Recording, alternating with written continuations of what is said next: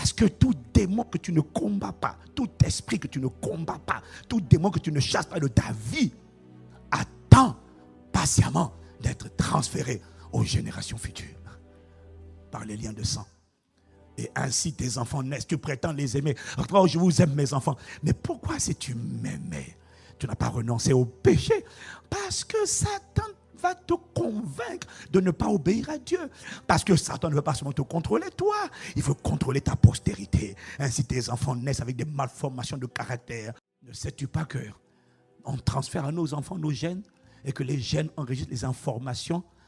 Les gènes enregistrent tout ce qui en toi devient une habitude et enregistré dans la mémoire de tes gènes.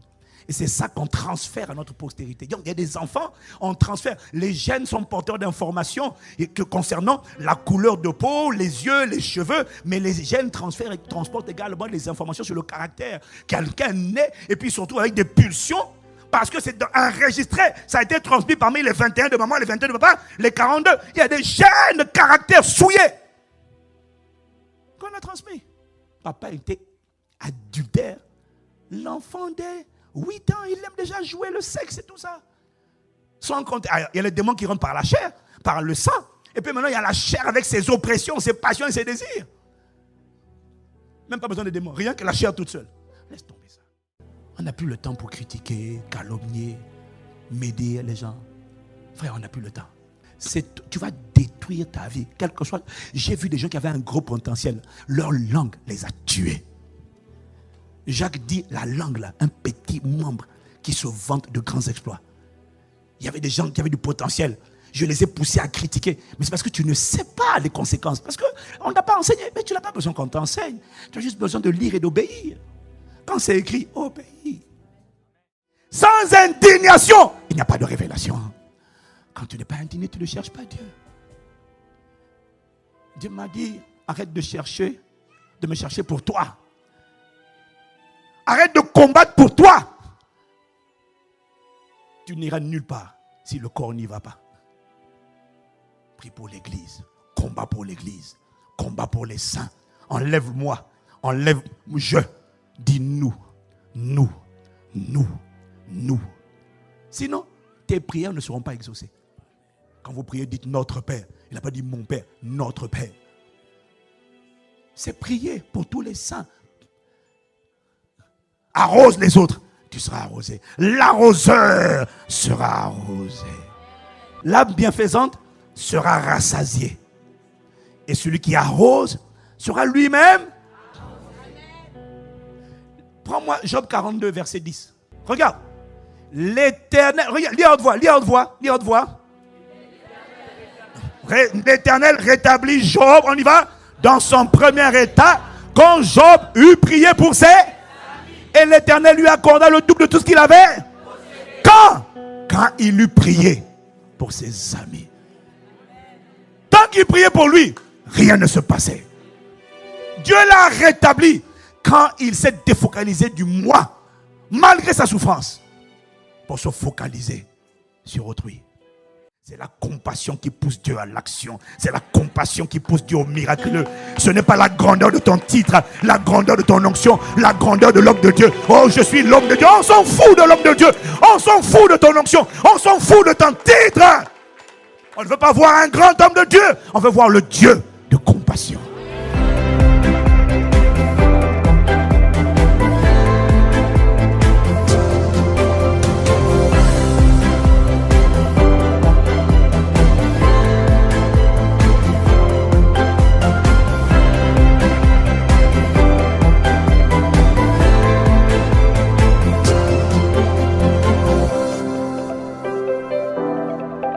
La parole qui est venue dans mon cœur hier.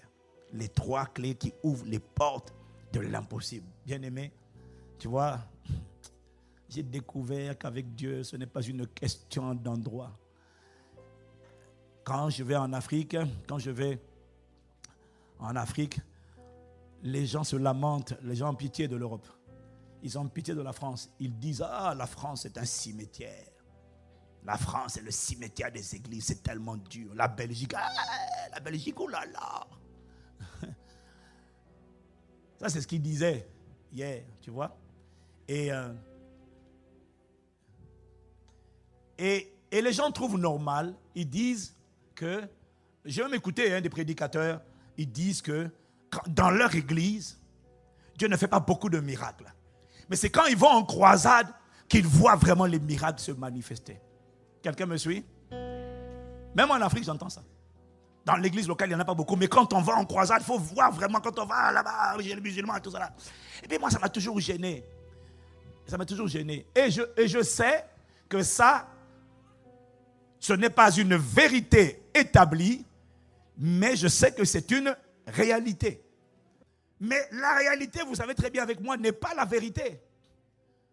Ah, me dis amen si tu me suis. Et j'ai constaté donc que les pasteurs sont résignés. En France, on dit, mais c'est normal qu'il n'y ait pas de miracle. L'atmosphère est froide, la France est froide, l'Europe, c'est l'antéchrist, le territoire où il va se manifester, tout ça là. Et puis moi, je dis, mais Seigneur, mais si tu es Dieu, si tu es Dieu, il y a quelque chose, je ne sais pas. Moi, j'ai lu dans ma Bible, on n'a pas dit que les miracles, la manifestation de Dieu doit se faire en Afrique et pas en Europe. Je dis non. Il y a quelque chose qu'on n'a pas compris. Le problème, Jésus a dit, si vous ne voyez pas de miracle, vous ne croirez pas. Il y en a qui ont besoin pour croire de voir des miracles. Il y en a qui ont besoin pour croire d'entendre la parole de Dieu. Ce n'est pas tout le monde. Hein? La ville de Samarie s'est convertie. Ce n'est pas un miracle, c'est la qualité d'une parole. C'est la qualité de la prédication de Jésus qui a converti la ville de Samarie. Mais dans d'autres cas, comme à Génézareth, ce sont les miracles qui ramènent. Donc, il faut les miracles, il faut la parole. Mais pas la parole religieuse, la parole embrasée, la parole de feu. La parole qui vient de la démonstration d'Esprit Saint. La parole où quand quelqu'un écoute, il dit, mais mon cœur ne brûlait-il pas au-dedans de moi pendant qu'il m'expliquait les Écritures? Pas une parole de religieux. Alors, j'ai toujours dit, Seigneur, non. On doit te voir dans mon époque. On doit te voir dans ma génération.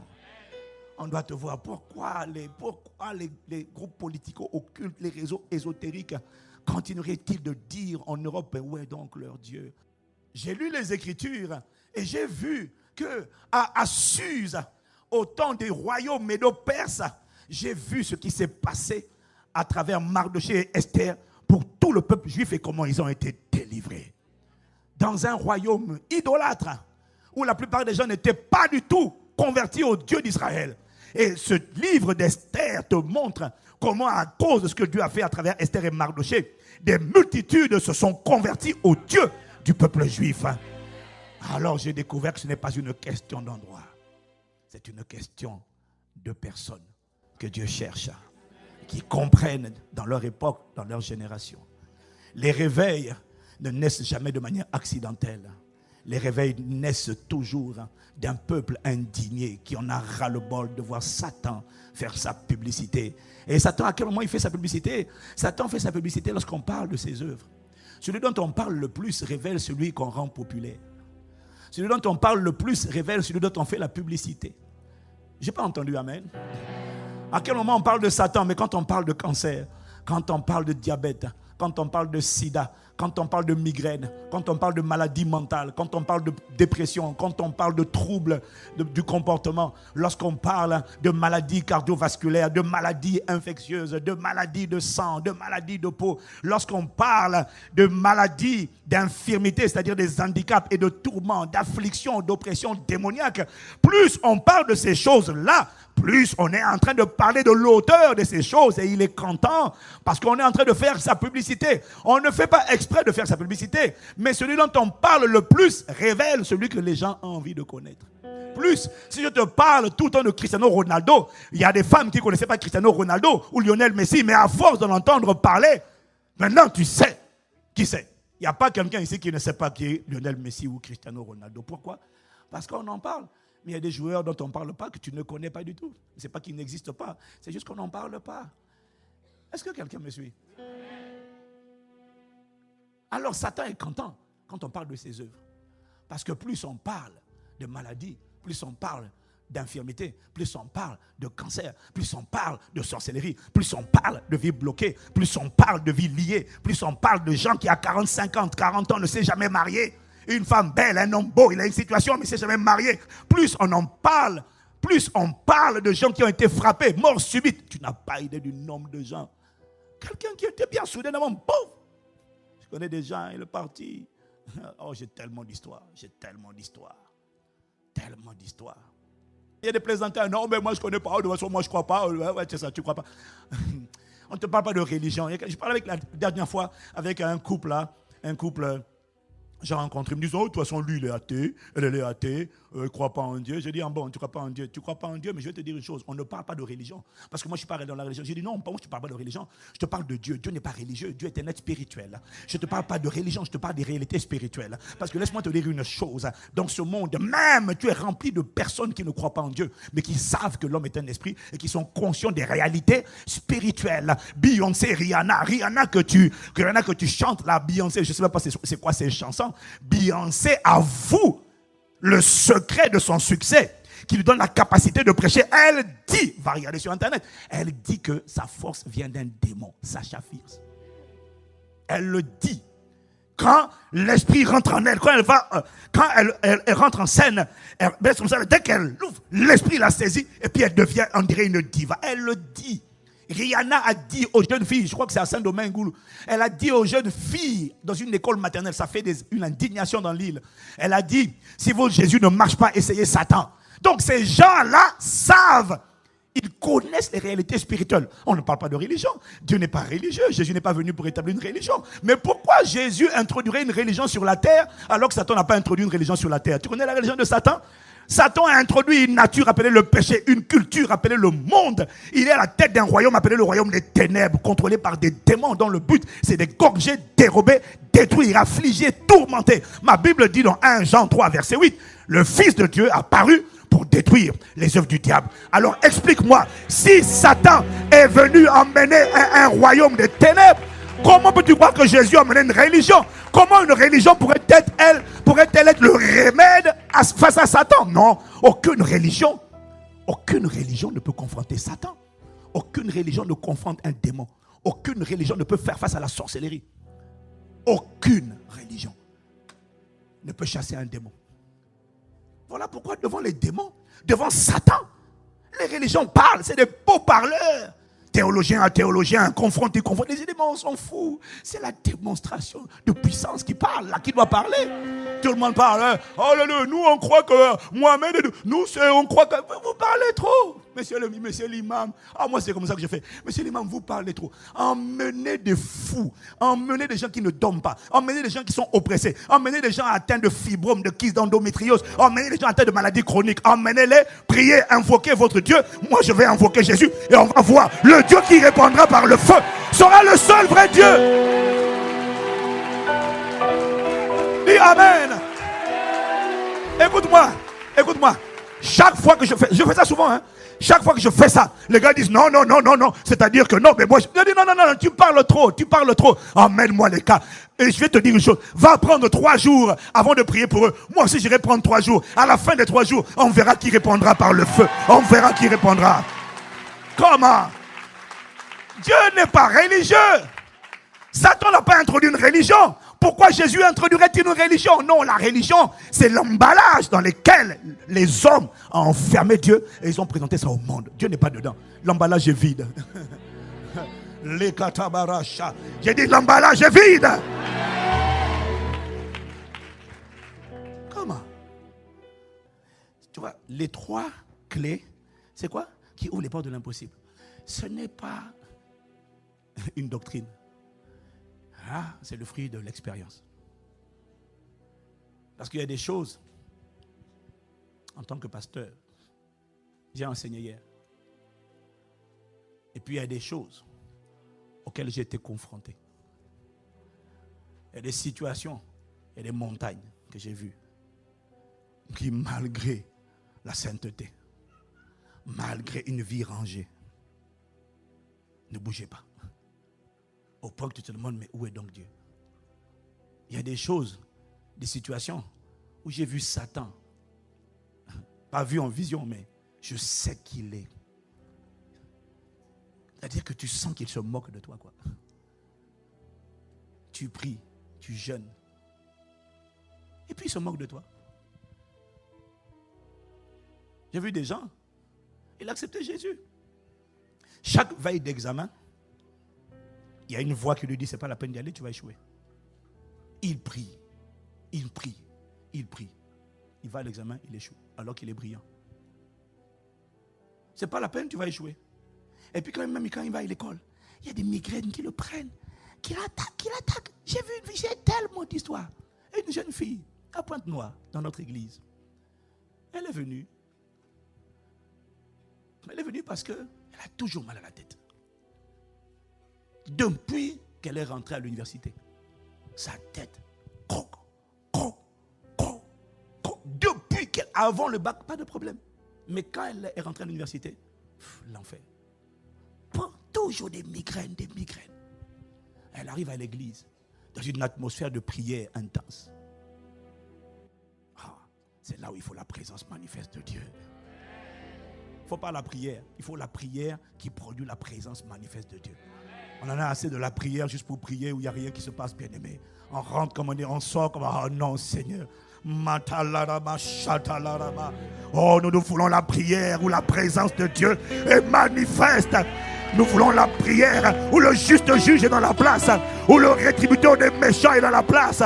Nous voulons la prière où Jésus, tu te manifestes par ton esprit pour faire le bien et libérer tous ceux qui sont sous l'emprise du diable. Voulons voir la prière où tu es là. Et quand tu es là, c'est toi qui fais ta publicité. Ce n'est pas Satan.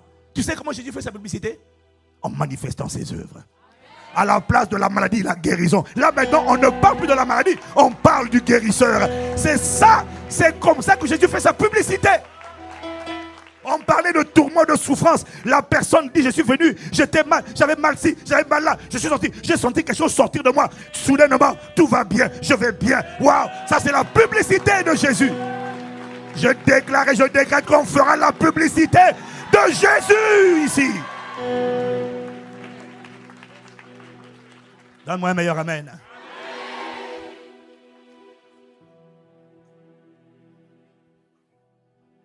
La jeune fille à Pointe-Noire. La présence de Dieu est là. L'esprit se manifeste. Il parle par sa bouche. Et puis quand on dit à l'esprit sort. Il dit non, elle est à moi. Ah bon. Elle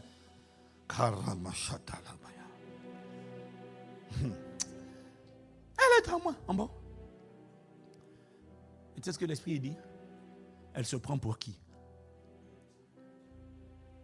Personne dans sa famille n'a dépassé le cap du baccalauréat. Son père est taxi. Taxi en Afrique, ce n'est pas taxi comme ici. Hein. Taxi en Afrique, tu ne gagnes même pas 150 euros, même pas 100 euros. C'est un métier pauvre. Son père n'est pas allé loin. Ses frères et sœurs ne sont pas allés loin. Ils n'ont pas fait des études.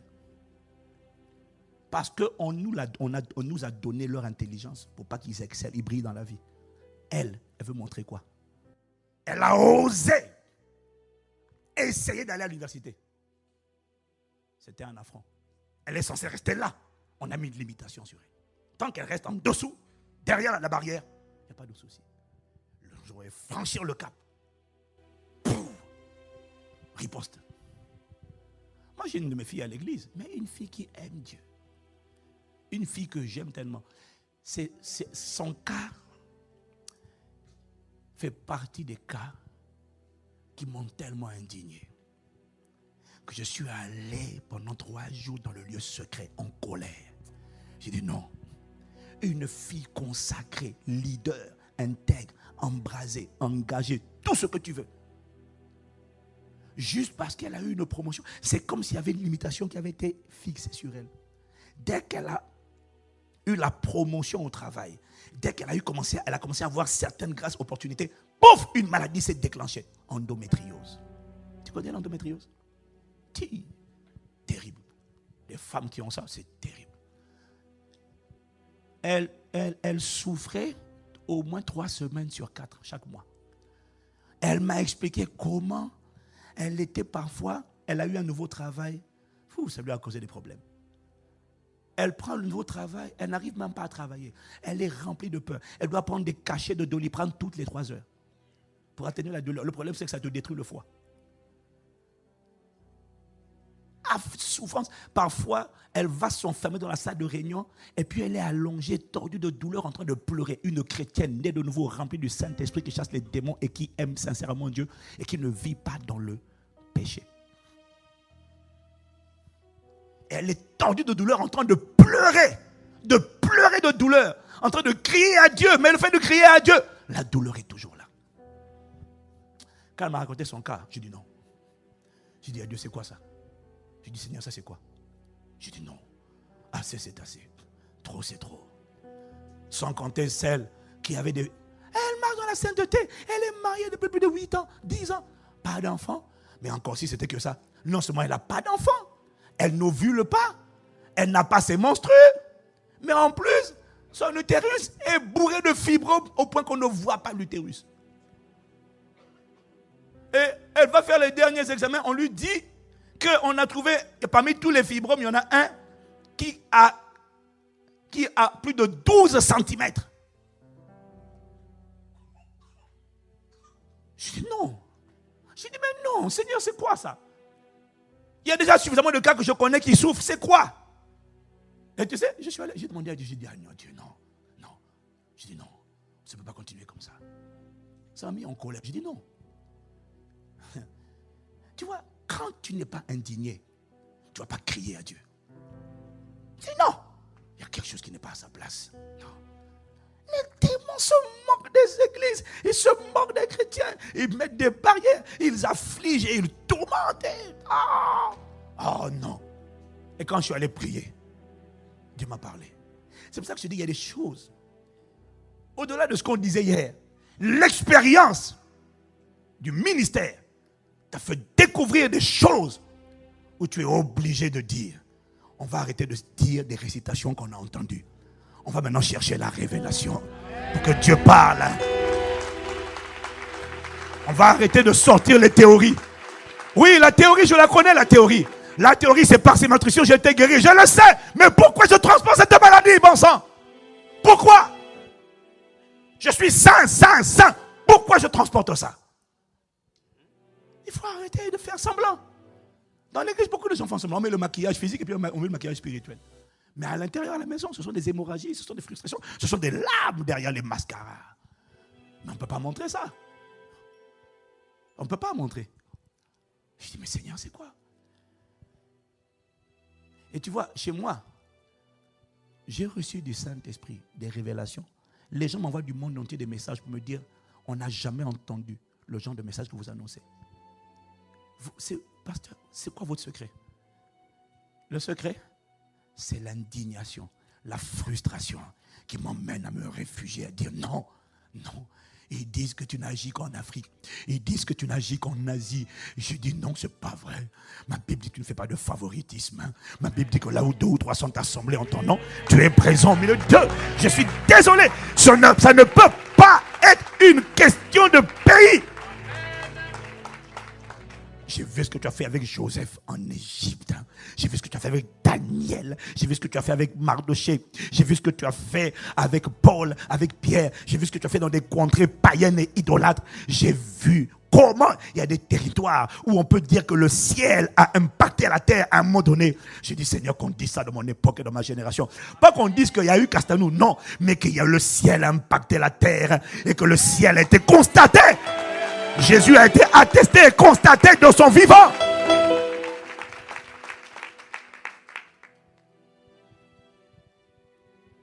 Tellement d'histoires comme ça qui m'ont indigné. J'ai dit non.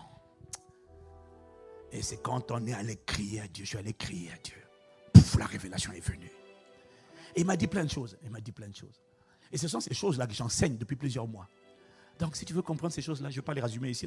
Prends le temps d'écouter la voix prophétique, apostolique qui parle là, même si tu es dans ton église locale, quelle que soit ton église. Mon ami, je ne suis pas un don pour l'église locale. Moi, je suis là pour le corps de Christ. Je ne suis pas. Dieu ne m'a pas suscité pour une église locale. C'est pas vrai. Non. Dieu ne m'a pas suscité pour un Paxan chrétien. Dieu m'a suscité pour le corps de Christ à la francophonie et au-delà de la francophonie. Et quand il m'a parlé, il m'a dit, si le berger de la bergerie ne se met pas en colère contre les loups, contre les serpents qui rentrent pour déchirer le troupeau. Si le berger n'est pas indigné, je ne peux rien faire. Moi, pour agir, j'ai besoin d'une porte d'entrée. Je suis en colère, me dit le Seigneur. Mais si quelqu'un ne ressent pas, j'ai besoin d'un correspondant sur terre. J'ai besoin d'un correspondant dans le monde visible qui entend ma colère dans l'invisible et qui décide de se lever dans le visible et de me laisser rugir à travers lui. Il me dit, si tu ne t'indignes pas, il va continuer de faire ses œuvres. Et ce jour-là, la madame m'a parlé. Il m'a dit, attaque le serpent ancien. Attaque le grand dragon. C'est lui, le grand dragon, c'est celui qui engloutit les vies. Il avale les destinées, il avale les mariages, il avale les potentiels, il avale les intelligences. On l'appelle le grand dragon parce qu'il avale et puis il garde ça en lui. Et puis après il m'a parlé du serpent ancien. Il m'a dit, lui, il étouffe les gens et il mord les gens. Et il mord les émotions, il mord la santé, il mord les organes, il mord le système immunitaire. Et le serpent, c'est celui qui mord. Et puis après, il m'a parlé du diable. En grec, c'est le diabolos. Ça veut dire le calomniateur. Et lui, c'est un menteur. Il m'a dit, il ment à ton système immunitaire. Il ment à tes organes. Le corps, soudainement, s'emballe. Le corps commence à combattre le corps. Le sang combat le sang. Parce que le corps reçoit des informations comme quoi il est attaqué alors qu'il n'y a rien. Alors, il crée des maladies auto-immunes. Des maladies où le corps attaque le corps. Mais c'est quoi ça? Et quand tu vas voir les médecins, ils te disent en fait, votre système réagit comme s'il était attaqué. Il est attaqué par qui? C'est la corruption. Il reçoit une information mensongère qui lui dit, tu es attaqué. Et du coup, il commence à fabriquer. Est-ce que quelqu'un me suit? Il m'a dit, c'est l'œuvre du menteur. Il ment aux émotions. Dieu te dit, je t'aime. Mais lui, il te dit, non, ton papa t'a rejeté, ta maman t'a rejeté, personne ne t'aime. Et puis, donc, il ment aux émotions. Et il fait croire aux gens que ce qui est mensonge est la vérité. On l'appelle le diable, calomniateur, menteur, diabolos. Puis après, il m'a parlé de l'adversaire. Satan, ça veut dire l'adversaire. Celui qui se dresse, il se met devant toi. Il dit, tu ne passeras pas. Tu es à moi. On avait dit ça sur ta vie. On avait des projets de malheur et de destruction et de limitation. On avait pour toi des projets. On comptait faire de toi une prostituée. On comptait utiliser ton intelligence pour briller, nous, dans le monde. Et toi, tu restes pauvre. Il y a des pactes. Il y a des paroles qui ont été prononcées avant ta naissance. Il y a des paroles, il y a des actes qui ont été signés. Les ancêtres t'ont livré à moi, ils t'ont livré à nous. Tu ne t'appartiens plus à toi-même. Tu as été sanctifié, mis à part avant ta naissance. Lorsque tes parents pratiquaient la sorcellerie, lorsqu'ils adoraient des esprits méchants, ils ne savaient pas. Il y en a qui savaient, il y en a qui ne savaient pas. Mais ils ont livré leur famille, ils ont livré leur postérité. Alors tu viens au monde et tu es confronté à des batailles que tu n'as pas choisies. Qui a fait ça? L'adversaire, Satan, l'esprit de sorcellerie. Il te contrôle, il bloque ton mariage, il bloque ton foyer, il bloque ta santé, il te bloque, il te dit je te tiens, il t'enferme dans une prison. Il dit tu ne vas nulle part. Quand tu veux aller, je suis là, tu ne passes pas. Dieu m'a dit, fais la guerre aux 4. Il m'a montré comment faire. Et quand j'ai commencé à faire ça, j'étais tellement furieux. Ma vie de prière est passée de 2 heures en moyenne à plus de 4 heures par nuit. Il m'a dit, prie la nuit. Quand j'ai commencé à prier comme ça, il m'a dit, prie. Et quand je suis sorti de ma retraite, il m'a dit, maintenant, va. J'étais tellement en colère. J'ai appelé la soeur qui avait des fibromes partout. J'ai dit, toi, viens. On commence par toi. Je lui ai dit, ma soeur, ton cas se règle aujourd'hui. Aïe, aïe, aïe, aïe. Il dit, ton cas se règle aujourd'hui. Assez, c'est assez. Ta vie change aujourd'hui. Et j'ai prié. Hein. J'ai même pas prié, j'ai parlé. J'étais assis, j'ai commencé à parler. J'ai dit, Père, merci. J'ai commencé à louer Dieu pour le sang de Jésus. J'ai dit, aujourd'hui, le sang va parler. Aïe, aïe, aïe. Ton sang va parler, Seigneur. Aujourd'hui, c'est aujourd'hui. Et j'ai dit, toi, qui es assis sur la vie de cette femme, malgré ses cris, tu l'affliges, tu l'as fait souffrir, tu as mis des fibromes, tu as mis la stérilité. Et en fait, la vérité sur cette sœur, c'est que l'utérus est en place, Mais spirituellement, il n'y a pas d'utérus. On lui a enterré son utérus. Elle peut avoir autant, elle est mariée, elle peut faire ce qu'elle veut avec son mari. S'il n'y a pas d'utérus, il n'y a pas de fécondation. L'utérus a été volé. Alors Jésus me dit, toi qui as volé son utérus, là où tu l'as enterré, je le déterre au nom de Jésus. Je le remets à sa place au nom de Jésus. Écoute-moi, Jésus me dit, là où tu as enterré, je le déterre. Et toi qui étais assis, tu as mordu ses parties génitales. C'est ça qui cause les fibromes. Ça gonfle, ça gonfle. C'est le fruit des morsures. Toi et tes morsures maintenant. Oh non. Tu vois, mais quand je priais, ce qui s'est passé, quand je priais, je ne me sentais pas, tu vois, le grand homme de Dieu. Non. Non. J'avais une compassion qui a produit en moi une colère. Et j'ai découvert, le Seigneur m'a dit, tu vois, quand tu vas lire, quand tu lis les Écritures, tu ne vas pas voir. Tu vas souvent lire Jésus ému de compassion. C'est la compassion qui pousse Dieu à l'action. C'est la compassion qui pousse Dieu au miraculeux. Ce n'est pas la grandeur de ton titre, la grandeur de ton onction, la grandeur de l'homme de Dieu. Oh, je suis l'homme de Dieu. On s'en fout de l'homme de Dieu. On s'en fout de ton onction. On s'en fout de ton titre. On ne veut pas voir un grand homme de Dieu. On veut voir le Dieu de compassion. Je n'ai pas entendu ton amen.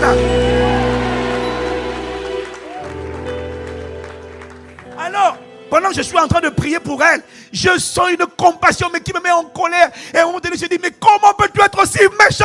Libère-la maintenant. L'esprit a crié, ah! Elle est tombée par terre. Elle a commencé à vomir. Je lui ai dit, mon gars, c'est aujourd'hui que tu vas partir. Je vais te dire, tu ne vas pas partir après minuit. Tu vas sortir maintenant. Oh.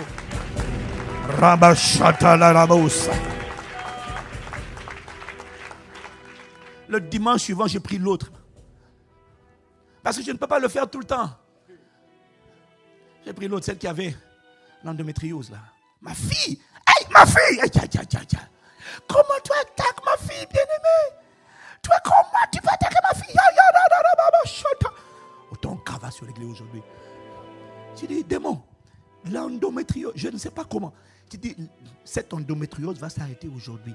Ces douleurs-là vont partir, pas tout à l'heure, aujourd'hui. Tu vois, ça s'est passé en novembre. À partir de novembre, le Seigneur n'a fait que me conduire. C'est ça qui a emmené au 21 jours plus 1 une dimension de puissance que je n'avais jamais vue. En Europe, en France, à la capitale de la francophonie, les gens étaient, des milliers de personnes étaient connectées à travers le monde. Si je te faisais écouter les audios que j'ai écoutés, une dame connectée depuis le Cameroun, en direct, qui dit qu'elle souffrait depuis combien d'années, Stéphane? Je ne sais plus, la dame qui a envoyé le message de Douala, là. Depuis plus de 15 ans, 20 ans. Une femme convertie. Mais qui souffrait. Elle dit comment elle était connectée en direct. En direct ou en différé, ça n'a pas d'importance. L'important, c'est la parole qui est envoyée et qui est reçue. Cette femme m'explique comment connecter. Comment dire, elle sent quelque chose sortir de ses parties génitales. Elle a une douleur terrible, elle sent quelque chose sortir. Boum, la douleur qu'elle avait depuis plus de 20 ans a disparu. J'en ai pas une. J'ai des multitudes. Une autre sœur qui est à l'église, qui habite à Chelles. On a prié le vendredi soir. Le samedi, il ne s'est rien passé. On a fait l'onction d'huile. Le samedi matin, elle a 4 enfants. Elle a une douleur qui est tellement incroyable. Comme si elle était en train d'enfanter. Comme les douleurs de l'enfantement, comme si elle sent qu'elle va accoucher alors qu'elle n'est pas enceinte. Alors elle a tellement mal qu'elle va aux urgences avec une autre sœur. Elle va aux urgences et pendant qu'elle attend aux urgences, elle a mal. Elle sent comme si quelque chose va sortir d'elle, on dirait un enfant. Et à un moment donné, elle n'arrive pas à tenir, elle n'en peut plus. Elle court aux toilettes. Et quand elle court aux toilettes, boum, c'est une diarrhée liquide terrible. Et quand elle se lève, tout est fini. Toutes les douleurs qu'elle ressentait au niveau du bas-ventre se sont arrêtés instantanément ce jour-là. Je ne sais pas avec quoi tu es venu comme affliction, comme tourment, comme oppression. Mais bien aimé, si tu arrives à connecter ta foi à cette parole, je te dis que ton cas sera réglé aujourd'hui. Je n'ai pas entendu ton amen.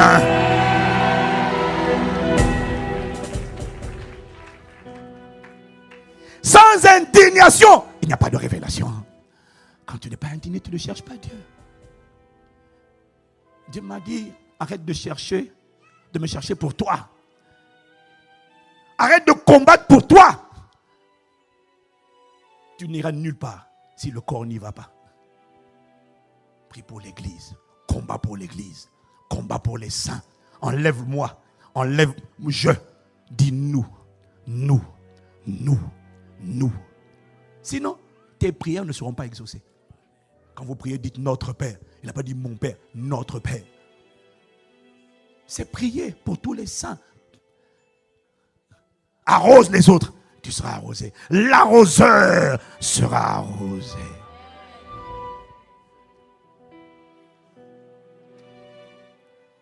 Tu vois, donc, au-delà de ce qu'on disait hier, il y a des expériences, il y a des vécus qui nous ont obligés à nous remettre en cause et à venir devant Dieu, à crier à Dieu, dire Seigneur, non, nous t'implorons.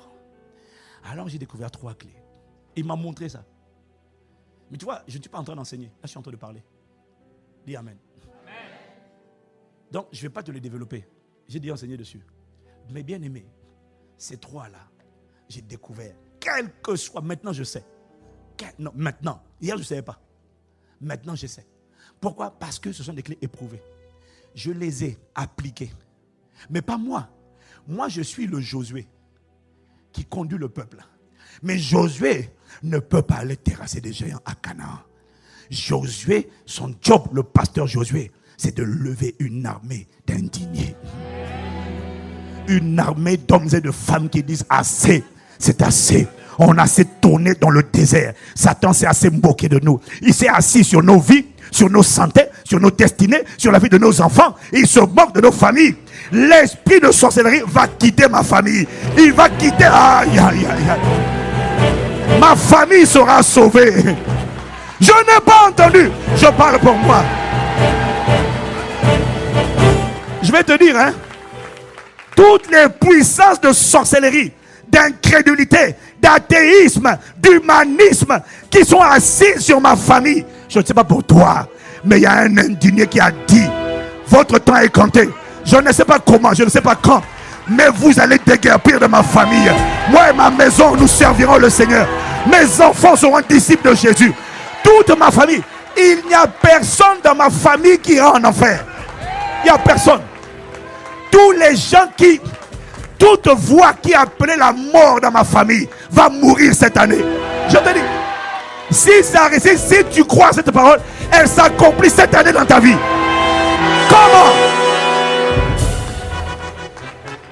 Comment? Il n'y aura... Je peux te dire ce qui va se passer. Ça ne sera pas le fruit d'un accident. Assez, c'est assez. Trop de maladies. Je dis, c'est quoi ça? Un tel malade, un tel malade, un tel malade. Ça s'arrête now.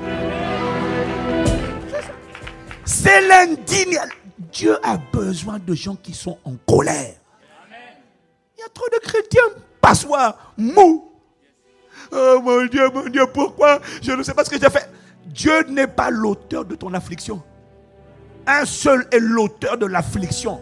Il s'appelle le diable, Satan. Son rôle, c'est d'égorger, dérober, détruire. Dieu n'est pas dedans. Dieu n'a rien à voir. On le blâme, mais Seigneur, pourquoi? Moi-même, je faisais ça. Jusqu'à ce qu'ils me disent, si tu veux que j'agisse dans ta vie, détourne-toi de tes propres besoins. Cherchez premièrement le royaume et la justice de Dieu. Dis à 2 personnes, sois indigné. C'est ça. Regarde, l'âme bienfaisante sera rassasiée. Et celui qui arrose sera lui-même. Prends-moi Job 42, verset 10. Regarde. L'Éternel, regarde, lis à haute voix. L'Éternel rétablit Job, on y va, dans son premier état, quand Job eut prié pour ses... Et l'Éternel lui accorda le double de tout ce qu'il avait. Quand il eut prié pour ses amis. Tant qu'il priait pour lui, rien ne se passait. Dieu l'a rétabli quand il s'est défocalisé du moi, malgré sa souffrance, pour se focaliser sur autrui. C'est des choses que je ne savais pas. Le Saint-Esprit a commencé à me les enseigner. Et je les ai enseignées à l'église. Et j'ai emmené l'église à comprendre la première clé. Dis avec moi la première. La première clé sans laquelle les autres ne marchent pas. Les gens veulent commencer par la prière. Mais il a passé toute l'année 2018 à m'enseigner. Et alors qu'il m'enseignait, moi j'enseignais l'église sur la première clé. Mais j'avoue une chose bien aimée, quand il m'expliquait ces choses-là sur la première clé, merci Arnaud, quand il m'expliquait les choses sur la première clé, je ne savais pas où il allait. Parce que quand le Saint-Esprit m'enseigne, tu ne sais pas où il t'emmène, mais il t'emmène quelque part. Je n'ai pas entendu. Mais je ne sais pas où il m'a mené. Il a passé des mois à me parler de la première clé. C'était laquelle? L'obéissance. La Bible dit dans le Proverbe 28 au verset 9, si quelqu'un détourne l'oreille pour ne pas écouter la loi, sa prière même est une abomination. Tu vois, il m'a fait comprendre que tant que tu ne m'obéis pas, ce n'est pas à moi qui parle, il parlait à l'église. Tant que vous ne m'obéissez pas, vous ne me donnez pas le pouvoir de changer vos vies. Il faut me faire confiance et m'obéir.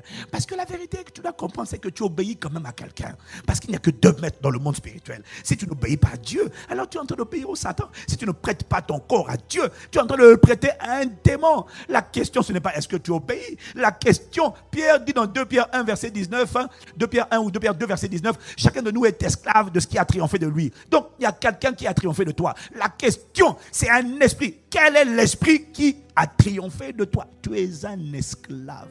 Tu es esclave de qui? Alors il a passé du temps à m'expliquer l'importance de l'obéissance. Tu vois, la génération Moïse ne pouvait pas aller à Canaan prendre leur héritage à cause de leur désobéissance. Quand Dieu dit soyez reconnaissants, ils étaient dans le murmure. Quand Dieu dit de marcher dans l'amour, ils marchent dans l'amertume. Quand Dieu dit d'être remplis de gratitude, ils sont en train de se plaindre, ils sont en train de se lamenter. Leur désobéissance les a disqualifiés. Leur désobéissance leur a fait perdre 40 années. Leur désobéissance a différé tout ce que Dieu voulait faire par eux et à travers eux, pour eux et à travers eux dans leur époque. Leur désobéissance a obligé Dieu à reporter à la génération suivante ce qu'il voulait faire au départ avec la première génération qui est sortie d'Égypte. La désobéissance te fait perdre du temps. C'est quoi la désobéissance? C'est lorsque tu désobéis à la parole écrite de Dieu et à la voix de Dieu. Tu n'as pas idée du nombre de chrétiens qui prient mais qui sont désobéissants. Mais n'oublie jamais, quand tu es désobéissant à Dieu, tu es en train d'obéir à Satan. Il n'y a que 2 maîtres. Jésus a dit dans Matthieu 8, Matthieu 6, verset 24, nul ne peut servir 2 maîtres en même temps. Nul ne peut servir 2 maîtres. Ça veut dire que nul ne peut être l'esclave de 2 maîtres. Tu ne peux pas être esclave de Jésus et esclave de Satan en même temps. Non, car il haïra l'un et aimera l'autre, ou alors il s'attachera à l'un et méprisera l'autre. Vous ne pouvez servir doulos, vous ne pouvez être esclave, prisonnier de Dieu et de maman en même temps. C'est impossible. Il y en a un, forcément, parmi les 2. Il n'y a que 2 maîtres dans le monde invisible. C'est soit Satan qui est à la tête de son royaume, soit Dieu qui est à la tête de son royaume. Il n'y a que 2 maîtres, il n'y a que 2 royaumes. Le royaume de Dieu et le royaume des ténèbres. Il n'y a que 2 natures, 2 influences. C'est soit la chair, soit l'esprit. Il n'y a que 2 temples. Soit tu es le temple du Saint-Esprit, soit tu es l'habitation d'un démon. Tu es l'habitation de qui? Arrête de faire le fier. Moi, je ne suis pas l'habitation des démons. Écoute-moi, on sait qui domine, qui triomphe en toi en écoutant ta bouche et en voyant à qui tu prêtes ton corps. C'est lui ton maître. Ton maître, c'est celui à qui tu obéis. Qui prend ton corps, qui contrôle ta bouche. Tu n'as pas idée du nombre de gens qui prient à l'église, mais dans la bouche est contrôlée par un esprit de critique, de calomnie, de murmure, de lamentation. Qui est ton maître? C'est facile de connaître ton maître. Ton maître, c'est celui qui te commande. Bon, on ne va pas aller là-bas, laisse tomber. Le visage a commencé à s'assombrir. La désobéissance te fait perdre du temps. Dieu devait te libérer. Et Dieu devait libérer les gens à travers ta vie. Ta désobéissance, non seulement retarde ta vie, mais elle retarde la libération des personnes que Dieu devait libérer à travers ta vie. Donc il y a des gens qui sont encore enchaînés dans ta vie, dans ta famille, dans ton cercle relationnel à cause de ta désobéissance. Dieu te demande de t'engager, d'être tout entier à lui. Toi, tu es partagé. Un pied dedans, un pied dehors. Tu perds du temps. Et tu ne sais même pas que tu es en train de servir Satan. Il y en a un qui est en train de dire, yes, yes, elle est à nous. Dès que mes pensées viennent en elle, mets ta main en bas. Allez, touche là-bas tout seul. Masturbe-toi. Tu obéis. L'esprit d'impudicité dit, yes, tu es à moi.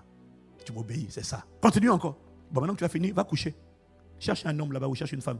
Oui, j'arrive, maître. Il dit, c'est ça. Allez.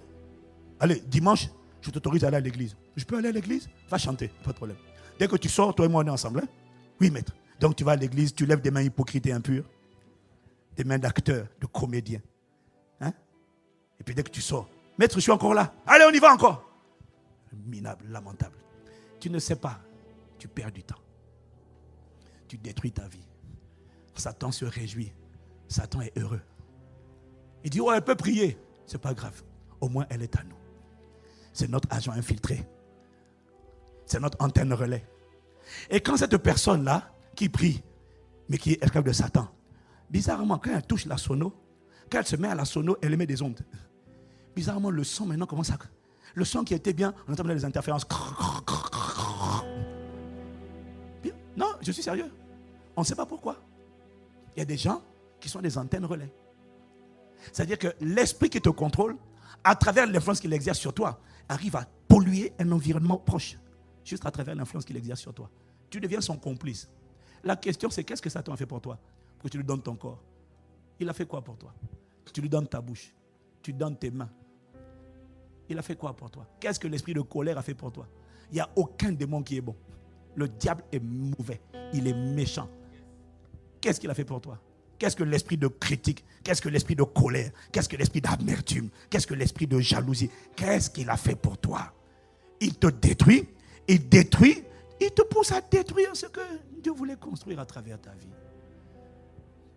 Tu n'as pas aidé du nombre de gens qui veulent prier. Veulent commencer par prier. Je ne comprends pas pourquoi ça ne marche pas. Mets d'abord ta vie en ordre. L'obéissance, c'est la seule preuve que tu as donné le pouvoir à Jésus. Tu vois, moi je suis arrivé au stade, on n'a plus le temps pour désobéir. Chez nous, à Impact Centre Chrétien, on n'a plus le temps. Tu vois, obéir à la parole de Dieu, obéir à la voix de Dieu, dit Amen.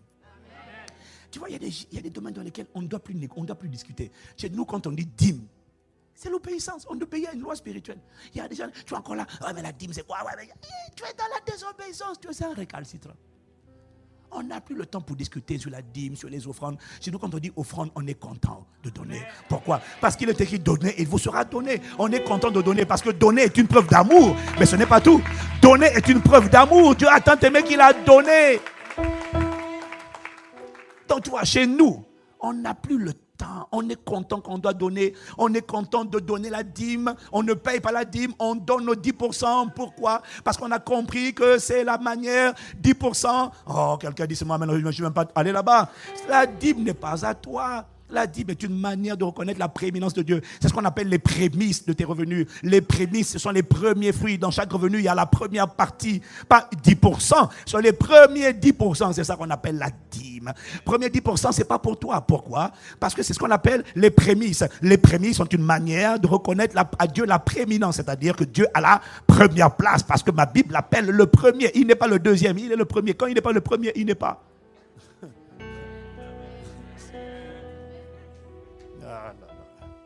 Tu vois, les amens ont baissé. C'est ça. Tu vois, c'est ça. Non, dis à ton voisin, on n'a plus le temps pour désobéir. On n'a pas le temps. Tu n'as pas compris que quand Dieu te dit d'obéir à un principe qu'il a établi, c'est pas pour lui. Dieu fait quoi avec l'argent? Tu penses que c'est pour l'église? Ah, toi, tu penses que quand tu donnes à l'église, tu rends service à l'église? Tu n'as rien compris. Quand tu donnes, tu rends service à ta vie, à ta postérité.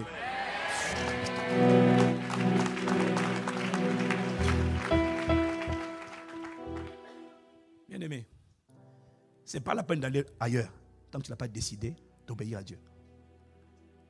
Tes prières sont bloquées. Le psalmiste a dit, si j'avais conçu l'iniquité dans mon cœur, le Seigneur ne m'aurait pas exaucé. Ce qui bloque premièrement tes prières, c'est ta désobéissance. Alors prends la série sur l'obéissance. Elle va t'aider. Tu vas comprendre comment Satan piège les gens par leur désobéissance. Dis Amen. Il y a 3 clés, bien-aimées, qui ouvrent les portes de l'impossible. Tu vois, là, je ne suis pas en mode enseignement. Je ne sens pas l'onction d'enseigner. Donc, je n'ai pas envie de rester longtemps dessus. Je te donne juste les 3. Et puis après, on va juste en compte. Allez, on va voir comment le Seigneur nous conduit. Mais mon but là, c'est de réveiller quelqu'un qui est indigné. Ce n'est pas une question d'endroit, bien-aimé. J'ai découvert qu'à Paris, là où il y a les hôtels, la manière dont j'ai vu Dieu se manifester à Paris, Ce sont des centaines et des centaines de guérisons, de délits. J'avais jamais vu ça. Un tsunami est passé par là et a tout emporté sur son passage. Aïe, aïe, aïe, aïe, aïe, aïe. Non, j'ai dit c'était trop fort. Oh, quelqu'un me dit amen. J'ai jamais...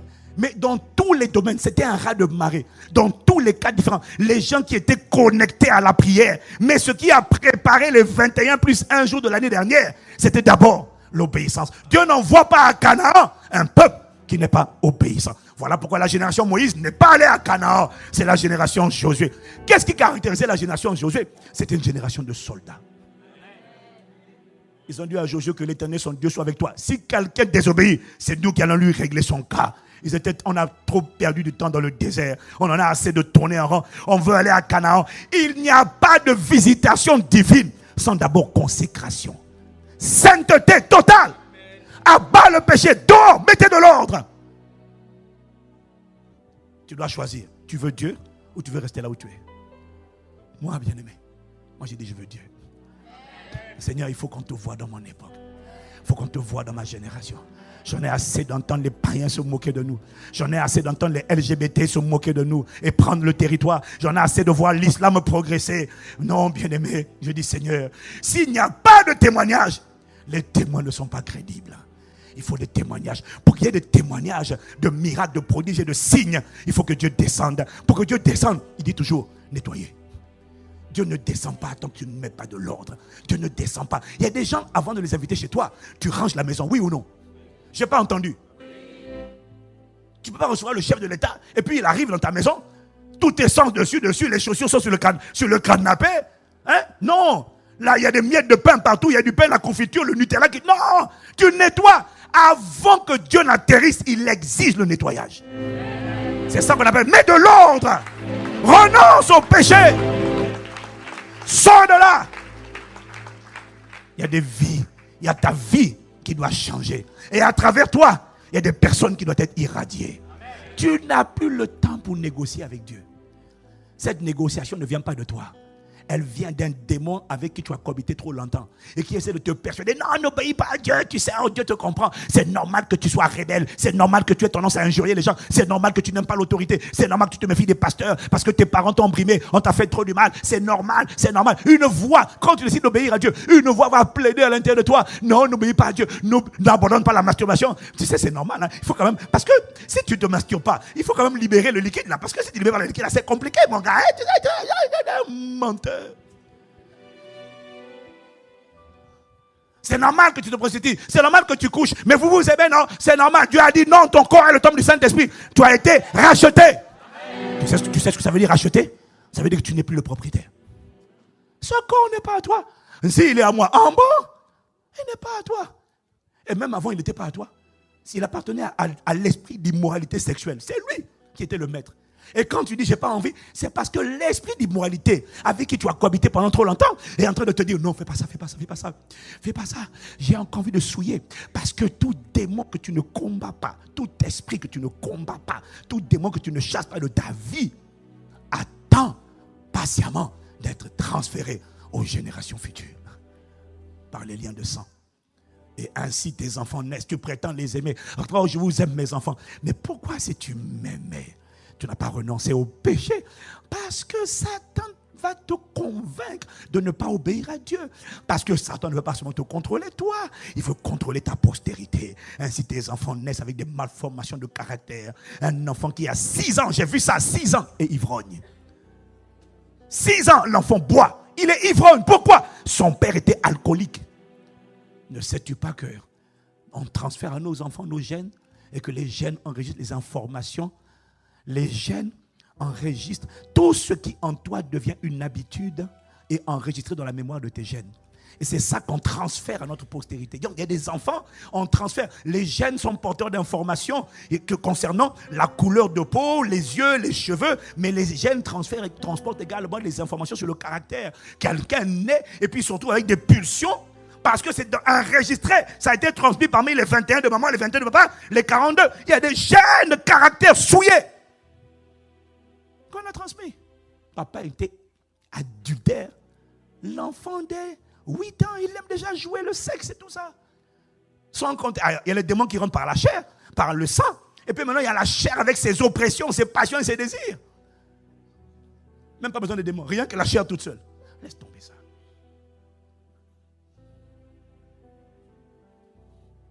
On n'a plus le temps. On n'a plus le temps pour critiquer, calomnier, m'aider les gens. Frère, on n'a plus le temps. En calomniant, tu as le temps de donner ta langue. Je n'ai pas le temps de t'expliquer ça. Tu vas détruire ta vie. Quel que soit. J'ai vu des gens qui avaient un gros potentiel. Leur langue les a tués. Jacques dit, la langue, là, un petit membre qui se vante de grands exploits. Il y avait des gens qui avaient du potentiel. Je les ai poussés à critiquer. Mais c'est parce que tu ne sais pas les conséquences. Parce qu'on ne t'a pas enseigné. Mais tu n'as pas besoin qu'on t'enseigne. Tu as juste besoin de lire et d'obéir. Quand c'est écrit, obéis.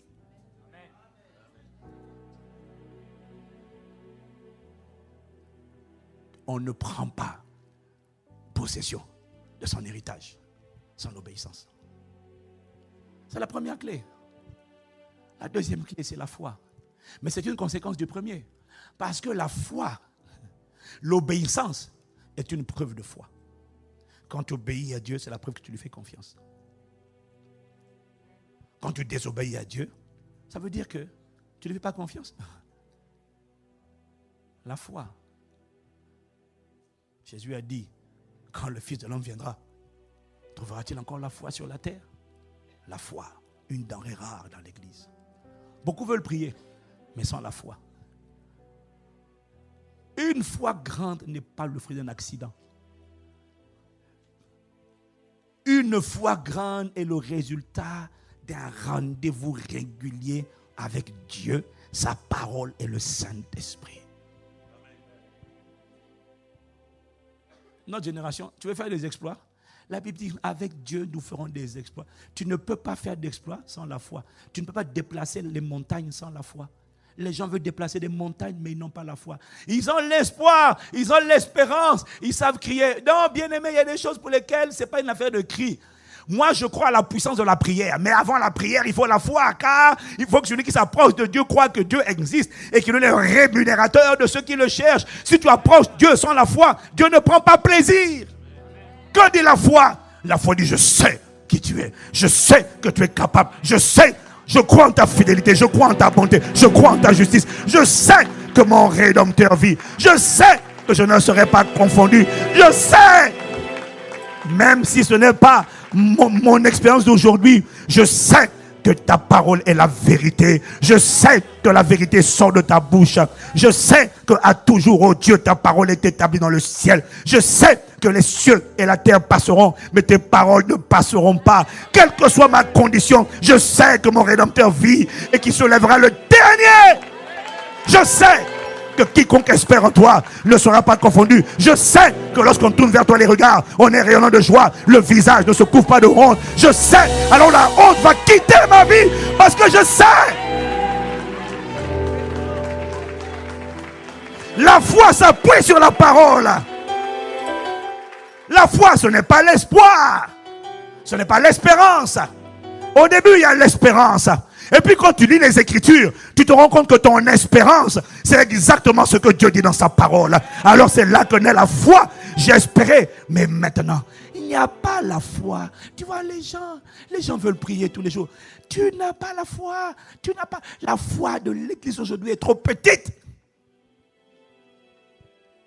Il faut que cette année, tu aies une foi qui déplace les montagnes. Les montagnes. Je vous dis, bien aimé, il y a des choses que tu vas faire à cause de ma foi. L'hôtel royal, que les gens y croient ou pas, il va sortir à cause de ma foi. Amen. Et vous y croyez ou pas, quand tu ne content pas, j'ai dit, il n'y a personne qui va nous arrêter. Ils vous feront la guerre, mais ils ne vous vaincront pas. Amen. Non, c'est fini. Là, tu vois, la France là, est contrôlée par des réseaux ésotériques, illuminatis, sociétés secrètes. Si tu ne prêtes pas allégeance, tu ne peux pas t'en sortir. Si tu n'as pas prêté allégeance au grand maître, jamais je vais me prosterner devant un grand maître. Le seul grand maître, c'est Jésus-Christ. Il n'y a aucun grand maître. Aucun. Tu vois, il faut un peuple qui en a assez des limites, des limitations, des systèmes, des préjugés. Oh non, il faut d'abord monter patte blanche. Il n'y a pas de patte blanche. Je monte patte blanche au Saint-Esprit. foi, un peuple de foi. Ce peuple, cette génération n'a pas la foi. Elle ne connaît pas la Bible. La foi a besoin de s'appuyer sur les Écritures. La plupart des chrétiens ne connaissent pas les Écritures. Hier, j'ai demandé qui connaît Nabal. La plupart des gens ne connaissaient pas. Ils ne lisent pas la Bible. Ils lisent seulement le Nouveau Testament. La Bible, ce n'est pas le Nouveau Testament. La Bible, c'est l'Ancien et le Nouveau Testament. Il y a des livres comme Lévitique. On comprend que tu ne lises pas. Ça, d'accord. Parce que tu ne comprends rien. D'accord. Mais il y a des livres historiques. Genèse, il faut lire. Toutes les vérités bibliques prennent racine dans le livre de Genèse. Il faut lire Genèse. Il faut lire une partie de Exode. Tu dois lire les livres historiques. Tu dois connaître l'histoire de Naomi. Tu dois connaître l'histoire de David, de Daniel. Tu dois connaître 1 Samuel, 2 Samuel, 1 Chronique, 2 Chroniques. Il faut lire les Écritures. Cette génération n'a pas la foi. Parce qu'elle ne prend pas rendez-vous avec la parole. Elle prend rendez-vous avec WhatsApp. Non. Non, cette génération a un sérieux défi. Nous tous. Les gens n'aiment plus la parole. Voilà pourquoi avant de lire la parole, tu dois redemander au Seigneur l'amour de la parole. Tu dois t'humilier, demander pardon pour la distraction et revenir à l'amour. Il n'y a pas la foi sans la parole. Tu dois avaler les Écritures. Ça, c'est ta responsabilité. Maintenant, quand tu vas prier, le Saint-Esprit va toujours te parler par les Écritures. Je n'ai pas entendu amen. Le Saint-Esprit ne te parle pas hors des Écritures.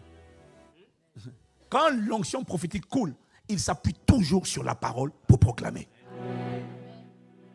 Toute prophétie qui ne prend pas appui sur les Écritures n'engage que son auteur. Dieu n'est pas engagé. Dieu est engagé par sa parole. Décidons, bien-aimés, de revenir à la parole. Comme je disais hier, arrête d'admirer les gens. Décide d'imiter. Je n'ai pas entendu ton amen. Arrête d'admirer. Décide d'imiter les gens de foi. Imite les gens de foi. Comment ils ont fait pour avoir une telle foi? Comment ils ont fait? La foi déplace les montagnes. Une grande vision, c'est une grande foi. Tu vois? Et vois la conquête de la francophonie. Oh bien-aimé, il ne sera pas fait selon ta prière, il te sera fait selon ta foi. Je n'ai pas entendu amen. La prière vient après. Mais encore faut-il croire. Israël a été disqualifié à cause de son incrédulité. Il faut croire. Mon fardeau ces temps-ci, les chrétiens n'ont pas la foi. Ils ne savent pas s'appuyer sur ce que Dieu a dit. Ils croient dans les sens. Je sens. Je ressens. Ça, ce n'est pas la foi. Quel que soit ce que je sens, la Bible dit Abraham ne considéra point que son corps était déjà trop âgé, trop usé. Non! Abraham, ça, il était la réalité. La Bible dit il ne considéra pas. Romains 4, verset 20. Il ne considéra pas, 19 ou 20. Il ne considéra pas. Ça veut dire qu'il y avait les faits, il y avait la réalité. Il a dit, oh, sans effet. Je ne m'appuie pas sur ça. Je m'appuie sur ta fidélité. Quiconque espère en toi ne sera pas confondu. Car lorsqu'on tourne vers toi les regards, Père, on est rayonnant de joie. Le visage ne se couvre pas de honte. Seigneur, je ne sais pas combien de temps, je ne sais pas pourquoi je traverse ce que je traverse, mais je crois en ta fidélité. Tu as dit, quiconque espère en toi ne sera pas confus. La confusion ne sera pas mon histoire. Mais pendant que tu dis ça, tu es en train de vivre la confusion, mais tu proclames que la confusion ne sera pas mon histoire. Parce que je m'appuie sur toi. Quiconque te prendra pour appui n'aura point hâte de fuir. Mes sources sont en toi. Ma fondation, c'est toi. Je n'ai pas de plan B, je n'ai pas de plan C. Je n'ai que toi, Seigneur. Et quand tu dis ça, ton âme est frustrée. Ton cœur est en colère. Parce que tu vois ta vie, ça ne va pas. Mais tu refuses de maudire Dieu et de mourir. Non. Tu dis, je sais que tu vis. Je sais que tu es capable. Je sais que tu n'as pas changé. Je sais que tu m'aimes. Tu ne dis pas ce que tu sens. Tu dis ce que tu sais.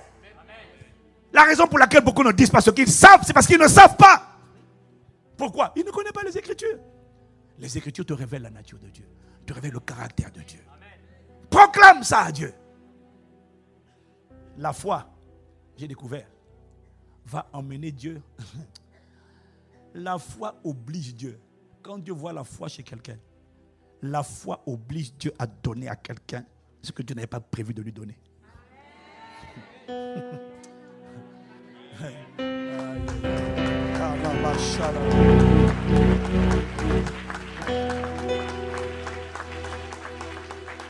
Tu blagues. Si tu ne me crois pas, demande à la femme cananéenne. Demande à la femme cananéenne. Ce n'est pas son jour. Jésus n'est pas là pour les Samaritains. Il n'est pas là encore moins pour les femmes cananéennes. Il est là, il est venu, lui, en s'entend, il venait d'abord parler à Israël.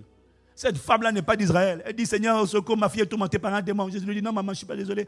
Il n'est pas bon de prendre la nourriture des enfants, de la donner aux chiens, parce que je suis venu pour les brebis perdues de la maison d'Israël. Ton tour, ça viendra après la Pentecôte. Quand les apôtres vont commencer avec le Saint-Esprit, votre tour viendra. Mais pour l'instant, je suis d'abord venu pour les 12 tribus d'Israël. On ne prend pas la nourriture des enfants, on la donne aux chiens. Elle dit, Seigneur, c'est pas grave. T'inquiète pas, tu sais, de la table des enfants, là, les miettes, ça va me suffire. Cette miette va guérir ma fille. Jésus dit, ah! La Bible dit, Jésus est étonné, la regarder, dit, femme, ta foi est grande, va, qu'il te soit fait selon ta foi. Elle a... Ah.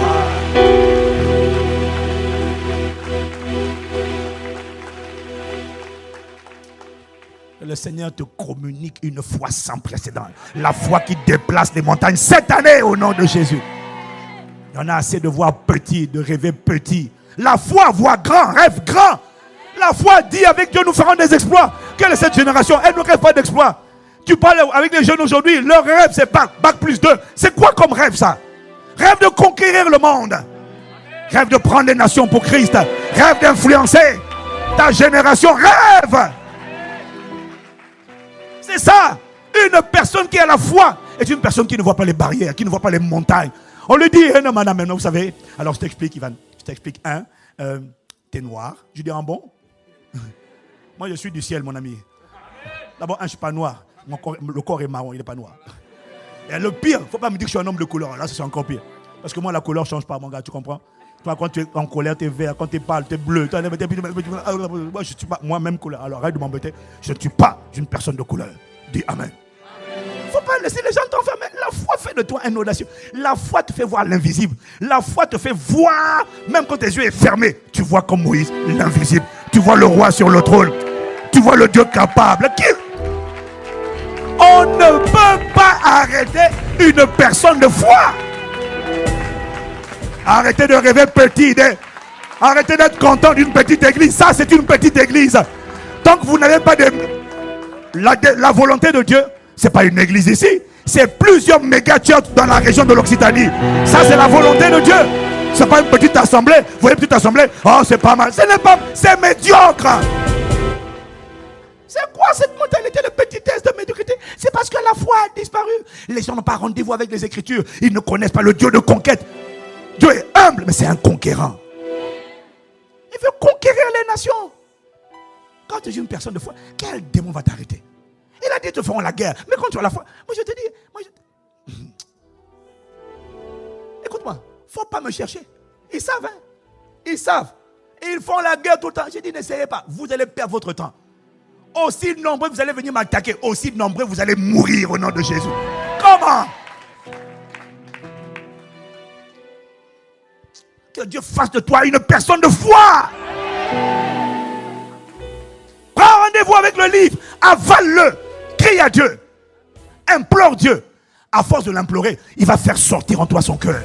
Tu vas commencer à ressentir les battements de son cœur. Tu vas commencer à voir comme il voit. Tu vas commencer à penser comme il pense. Et quand tu vas voir comme il voit et penser comme il pense, bien aimé, tu vas devenir un tueur de géants. Les montagnes qu'on habite. On ne peut pas t'arrêter. On ne peut pas te stopper. On ne peut pas te limiter. Dieu dit, je suis avec toi. Qui va m'arrêter? Ils te feront la guerre, mais ils ne te vaincront pas. Alors, avant de prier, tu dois croire. Tu dois te sentir invincible. Dis Amen. Il faut arrêter de laisser les gens te limiter. Le monde a tendance à nous limiter, à te mettre dans 4 murs. Sors de là, sors de la barque de la médiocrité, de l'immobilisme. Ça fait longtemps que je suis sorti de là. La barque des petites églises, la satisfaction. Ah, c'est pas mal, hein? On est quand même 2500 maintenant à Boissy. Ça, c'est quoi 2500? Tu es dans une région où il y a 12 millions d'habitants et tu es content? À Paris, en région parisienne, demain, avant 2030, on aura au moins 40 à 50 méga-churches. Ah ouais. Ah oui, nous, moi je ne sais pas pour vous ici, hein, mais là-bas, on va prendre la capitale et la région. Comment? On prend la francophonie.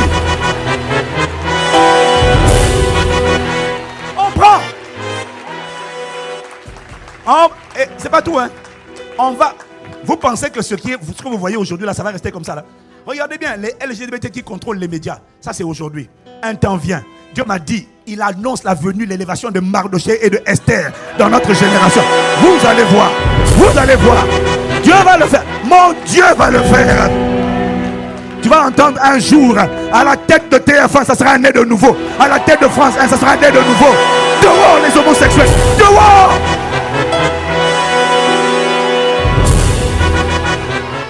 Adam qui embrasse Steve à la télé. Un temps va venir, ça va s'arrêter.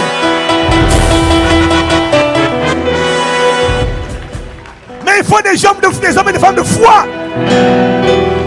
Il faut des hommes et des femmes qui le voient et qui ne sont pas intimidés. On lui dit non, toi tu es par rapport à ton origine. J'ai dit écoute-moi, je ne suis pas locataire en France. Écoute-moi, je ne suis ni locataire ni immigré. La terre appartient à mon papa. Où je suis chez moi. Comment? Je possède ce pays. J'ai déjà dit à Dieu. Tu sais comment je prie le soir? J'ai dit, vous qui tenez les nations de la France, libérez-les.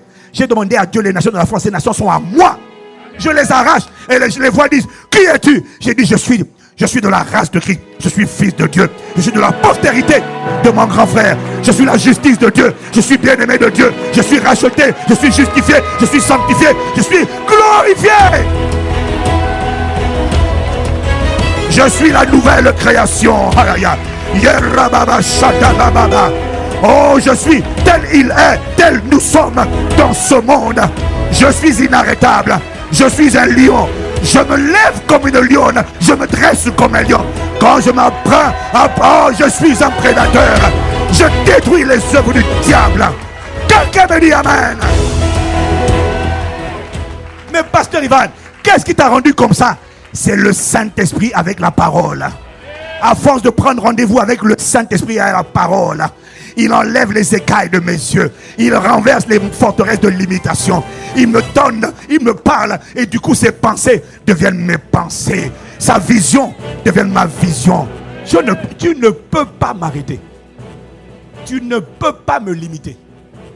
Tu ne peux pas. Tous ceux qui m'ont dit, on m'a dit en 2011, la Belgique, c'est dur, hein, une église en Belgique. On a commencé avec 40 personnes.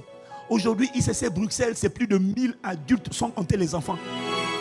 Et le bâtiment de ICC Bruxelles, c'est d'après le président de la fédération protestante belge, l'équivalent de la fédération protestante belge, c'est le bâtiment, selon lui, avec le plus haut standard d'excellence dans tout le royaume.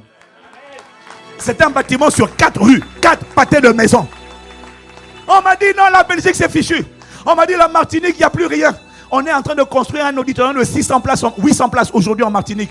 C'est la plus grande église de toute la Martinique. On a commencé un Impact Centre chrétien en Guyane. En 3 ans, on a 900 adultes. 3 cultes en 3 ans. Les vaudous sont en train de venir se convertir. Comment?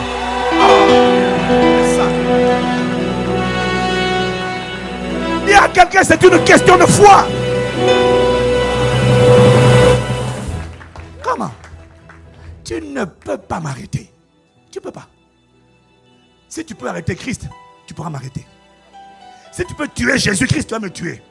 Mais tant que je n'ai pas fait ce qu'il a dit de faire et que je n'ai pas fini mon mandat, personne ne m'en veut. Quand je quitterai la terre, je ne quitterai pas assassiné. Je quitterai parce que j'ai fini, j'ai combattu le bon combat, j'ai achevé la course, j'ai gardé la foi. J'ai pas entendu ton amen. Aucun esprit de mort subite ne t'emportera cette année. Celui qui appelle la mort subite contre toi va mourir avant le 31 mars au nom de Jésus. J'ai pas entendu ton amen. Ouais. Parce qu'il y a des gens, tu vois, tant que Dieu te protège seulement, ils comprennent pas la leçon. Maintenant, nous sommes entrés dans la saison. Tous ceux qui t'attaquent, non seulement leurs attaques seront sans effet, mais ça ne s'arrête plus là. Désormais, toutes les flèches qu'ils envoient vont retourner contre leur expéditeur.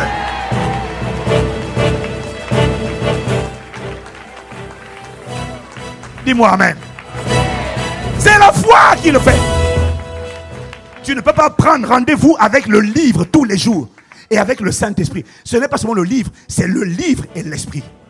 Parce que c'est l'esprit qui rend témoignage à ton esprit. C'est l'esprit qui t'ouvre l'intelligence pour que le livre, quitte le livre, ne soit plus écrit, mais soit esprit et gravé sur les tables de ton cœur. Dis Amen. Tu ne peux pas m'arrêter. Tu peux pas. J'ai appris à parler anglais en 3 mois. On m'a dit, regarde-moi, c'est mon prof de piano.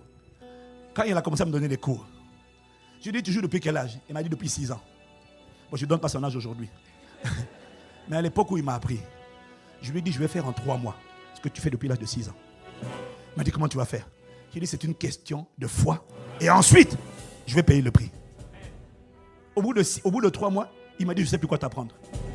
Tu joues n'importe quelle chanson, je vais t'accompagner. Il m'a donné Dieu m'a donné. C'est une question de foi. J'ai appris italien en 3 mois.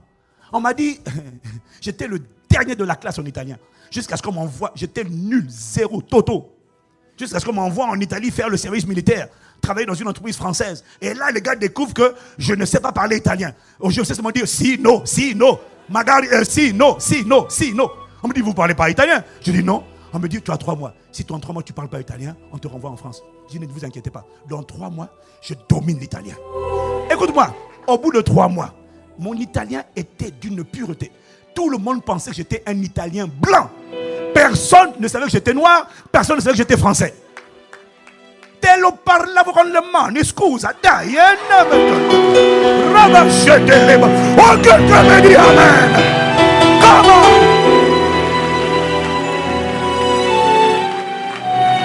Donc, quand je te parle de la foi, ce n'est pas une théorie. Je suis un message. J'ai dit, on prend la francophonie. Avec ou sans toi, on prend la francophonie. Avec ou sans toi, on prend les États. Ça veut dire quoi? On prend les médias, on prend l'économie, on prend la politique, on prend le sport, on prend l'éducation. Tu vas voir. Je suis déjà en train de voir les prémices. Je suis allé à Cotonou cette semaine. J'ai été accueilli par le préfet. Le préfet, il est venu, le préfet s'incline. J'ai dit, mon gars, on est ensemble. Je te dis, le préfet s'est mis à genoux pour que je prie pour lui. J'ai dit, ton élévation commence maintenant. Tu ne t'arrêtes pas là, tu vas aller plus loin. Des impacts femmes chrétiens, écoute-moi, vont sortir des chefs d'État, des premiers ministres qui vont changer les standards des nations. Je ne sais pas si Dieu va t'utiliser toi, mais Dieu va utiliser des gens fidèles. Pourquoi? Pourquoi c'est si important d'occuper la politique? C'est parce que dans toute l'histoire biblique, il a été démontré que le peuple suit toujours le Dieu du roi. Quand le roi est perverti, le peuple est perverti. Quand à la tête des États, ce sont des maçons, des ésotériques, tout le monde doit prêter allégeance. Et ceux qui ne prêtent pas allégeance ont du mal. Mais l'heure vient, elle est déjà venue, ça va changer.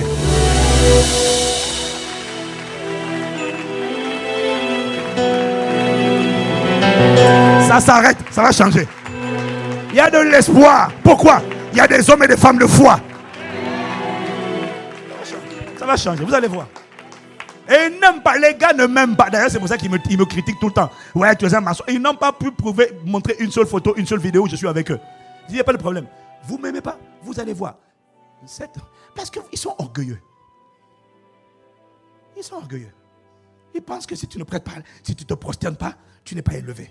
Mais Dieu les a déjà confondus. Mais ce n'est que le début de la confusion. Moi, je n'ai rien contre les hommes. J'ai un problème contre leur système de pensée. Sinon, eux, ce sont des âmes qu'on doit sauver. Mais tant qu'ils n'auront pas vu le Dieu de justice, ils ne seront pas convaincus. Voilà pourquoi on est passé dans la phase où Dieu a annoncé maintenant la rétribution des méchants. Celui qui appelle la folie, il devient fou. Celui qui veut te paralyser sera frappé de paralysie. Ces paroles vont s'accomplir dans la vie de celui qui croit à la parole annoncée. Tu vas voir. Quand j'ai dit ça pendant les 21 jours, j'ai donné le dernier délai. J'ai dit avant dimanche, tout sorcier qui appelle la mort quand une personne qui est sous mon autorité apostolique va mourir. Je ne savais pas ce que ça allait faire. Je ne savais pas. J'ai eu, alors ça c'était avant le dimanche là, j'ai eu au moins 12 à 13 personnes mortes, frappées de mort subite. À chaque fois c'était des occultes, des sorciers qui appelaient la mort, la mort. Je n'ai pas tué des gens, J'ai dit que celui qui appelle la mort, ses mauvais projets retombent sur sa tête. Ouf, il y en a qui m'appellent. Pasteur, un tel vient de mourir. Mon oncle, un sorcier vient de mourir. J'ai dit, c'est pas moi. C'est la parole qui a été prononcée qui planait. Celui qui s'est compte, celui qui a dit, parce que je leur ai dit, rendez les âmes. J'ai laissé un délai. J'ai dit, rendez les âmes. Il n'y a personne qui est sous mon autorité apostolique qui va être frappé de mort subite. Celui qui appelle la mort subite, cette mort va le visiter. Now. Je vous laisse le temps. Je donne toujours un délai. Mais il y en a tant qui n'ont. Il y en a même qui ont fait des imprécations. Castelnou va mourir. Dieu me l'a dit. Castelnou va mourir, il va mourir. J'ai dit, bon, comment ça, je vais mourir? Bon, ils ont arrêté un jour, je vais mourir. Alors j'ai dit, c'est pas moi, le Saint-Esprit m'a dit, de la même manière que Aman avait préparé la colle pour pendre Mardoché, il avait fixé un jour. Oh là là, là on va dans l'esprit prophétique. De la même manière que Aman avait préparé la colle pour Mardoché pour sa fin, le même jour qu'il a arrêté pour la mort de Mardoché, c'est le jour où Aman a été trouvé pendu. Quiconque a proclamé, a juré ta mort, va mourir le jour qu'il avait arrêté pour ta mort. Je n'ai pas entendu ton amen. Ça c'est prophétique. Ça veut dire, tu vois, tu ne peux pas donner une parole sans t'appuyer sur les Écritures. Quand je te dis ça, quand le Saint-Esprit m'a dit ça, il m'a d'abord amené vers Esther. Il m'a dit, tu vois, ce qui t'arrive là, ce n'est pas nouveau. Il n'y a rien de nouveau sous le soleil. Ce que tu penses être nouveau existait déjà avant. Les mêmes pratiques là, ils ont déjà fait ça avant. Ils ont essayé ça avec Mardoché. Ce qu'ils ont essayé avec Mardoché a échoué. De la même manière avec ta vie. Ça va échouer. Acclame, acclame, acclame, acclame, acclame, acclame.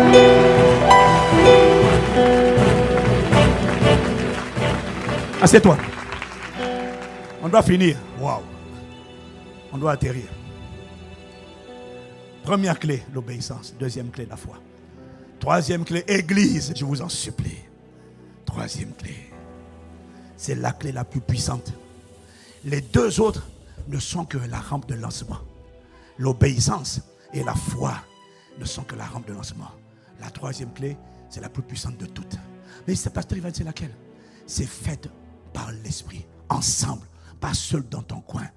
Mais lorsque l'église se met ensemble, une fois qu'elle est dans l'obéissance, une fois que c'est une église de foi, quand elle se met à combattre ensemble par l'Esprit toutes sortes de prières et de supplications, lorsqu'elle rentre dans la dimension de la privation, dans la dimension du jeûne, dans la dimension du renoncement, pas sur les campagnes spirituelles.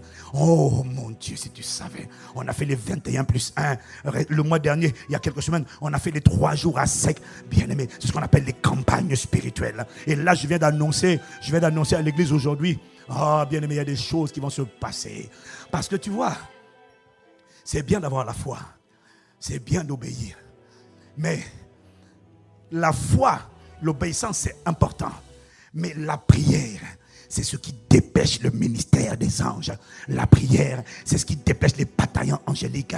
La prière, c'est ce qui permet de renforcer la puissance du Saint-Esprit. La prière, bien aimé, j'ai découvert que de manière pratique, rien n'est impossible. Et là, je te parle avec l'expérience parce que les cas de délivrance et de libération et de guérison et de percée que j'ai vus depuis 3 mois, c'était des cas qui perduraient depuis des années. Le Seigneur m'a dit, toutes les formes de prison qui avaient emprisonné mon peuple, les prisons de maladie, les prisons où on a enfermé le mariage, on a enfermé la destinée professionnelle, on a enfermé l'éclat, la splendeur, on a enfermé la conversion des enfants. Toutes les prisons depuis votre enfance jusqu'à 2018, ça arrête en 2018. En 2019, vous allez connaître à quoi ressemble la véritable liberté des enfants de Dieu. Et quand il m'a dit ça, il nous a conduits dans un temps de prière prophétique terrible. Et les résultats ont été tellement extraordinaires. C'est là qu'en toute humilité, je ne vous cache pas, j'ai enseigné comment faire fuir le diable. Je n'avais pas fini l'enseignement. Quand on a commencé la campagne des 21 jours plus 1, c'est-à-dire les 22 jours. J'ai été moi-même étonné des résultats. Je n'avais jamais vu ça de toute ma vie. J'ai dit, hein? Donc, je n'avais pas fini la série. D'ailleurs, je ne l'ai toujours pas fini. Et je me suis levé un jour, j'ai dit, non, ce que j'enseigne là, je savais que c'était vrai. Je savais que c'était vrai. Mais ça peut se manifester aussi vite.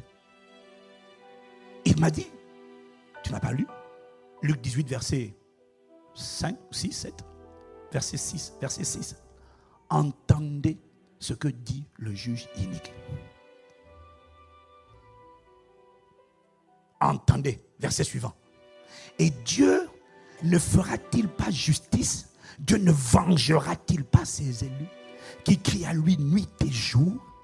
Et tardera-t-il à leur égard? Je vous le dis, il leur fera promptement, rapidement. Je pensais que ça devait prendre du temps. J'ai découvert que ça peut être rapide. Si l'église se met ensemble, nuit et jour, elle décide de crier à Dieu pour dire non Seigneur, étends ta main. Elle décide de pleurer devant le trône. Aïe, aïe, aïe, aïe, aïe. Oh, les résultats que j'ai vus. Oh, bien aimé, tu ne peux plus me convaincre sur l'importance de la prière. J'ai découvert que tout est possible. N'importe quelle muraille peut s'ébranler. Je te promets, j'ai tout vu. J'ai vu des maladies, j'ai vu des situations. Tout le monde disait c'est un... J'ai compris que c'est juste une question de prix à payer. Dieu ne fera-t-il pas justice à ses élus qui crient à lui nuit et jour? Je vous le dis, il leur fera promptement justice. Mais la question est, quand le Fils de l'homme viendra, trouvera-t-il la foi sur la terre? C'est ça la question. Il fera promptement justice s'il trouve un peuple qui est indigné. Qui dit, Seigneur, à partir d'aujourd'hui, ma femme et moi, pendant la durée de 21, de 12 jours, de 3 jours, ma femme et moi, on ne se connaît pas. On va te chercher. On renonce à Internet. Je renonce à Facebook. C'est ce qu'on appelle les privations. Je renonce à manger. Je renonce. Seigneur, nous allons te chercher. Aie compassion de nous.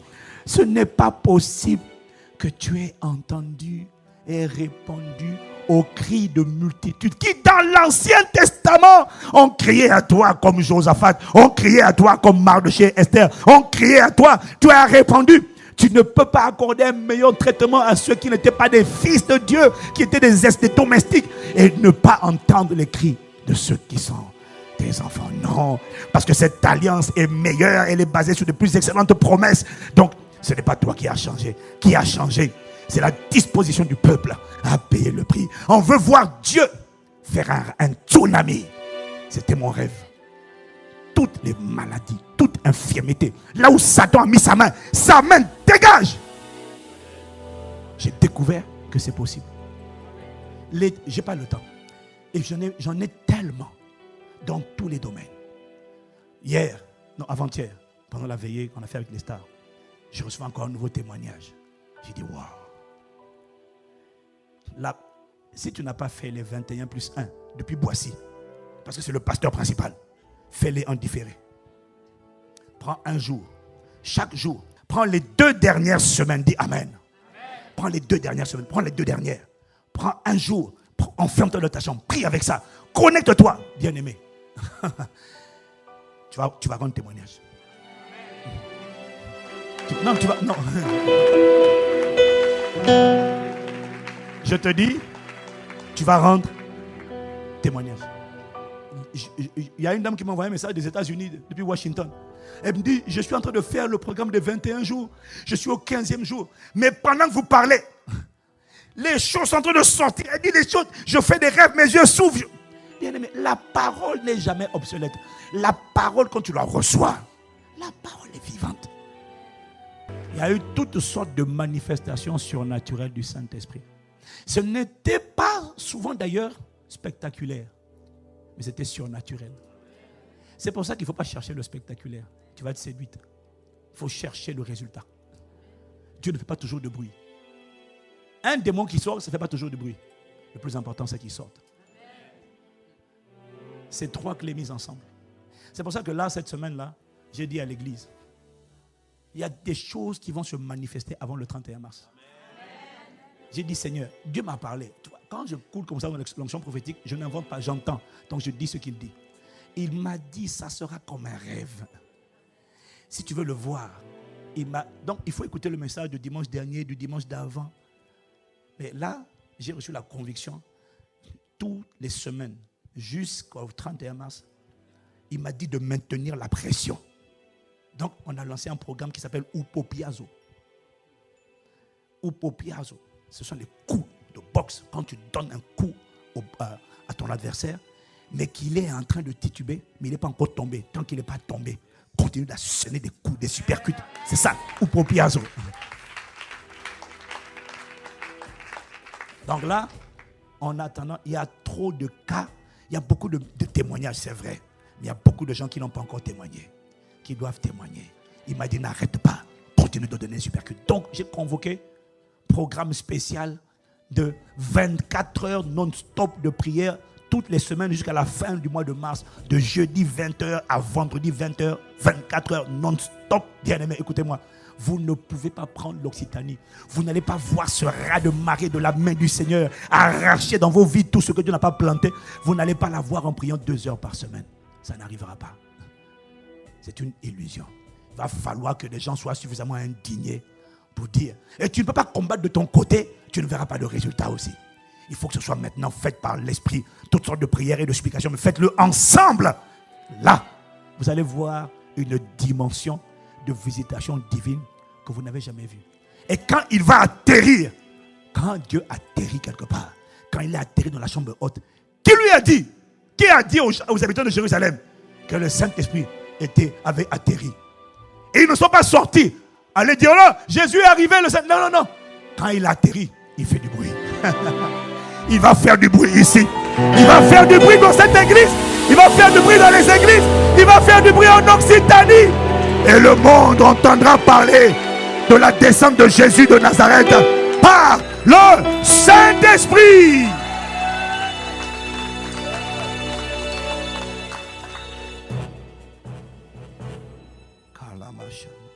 Incline la tête maintenant.